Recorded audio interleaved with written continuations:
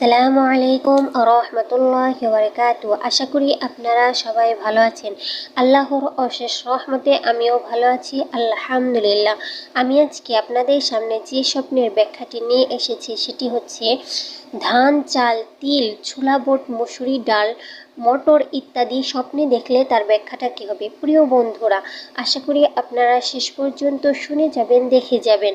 স্বপ্নে ধান চাল দেখলে তার ব্যাখ্যাটা হবে, স্বপ্নে ধান চাল দেখতে পাওয়া সম্পদ লাভের আলামত, কিন্তু সেটা হাসিল হবে হাড় ভাঙ্গা খাটুনি ও কঠোর পরিশ্রমের মাধ্যমে।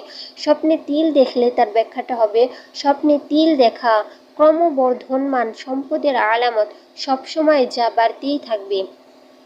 স্বপ্নে ছোলা বুট, মসুরি ডাল, মটর দেখলে তার ব্যাখ্যাটা হবে, এ সমস্ত জিনিসের তাবির নাপাক ও অপবিত্র মাল দ্বারা করা হয়, যাতে কষ্ট, বিড়ম্বনা ও দুশ্চিন্তার কষাঘাত বর্তমান থাকে।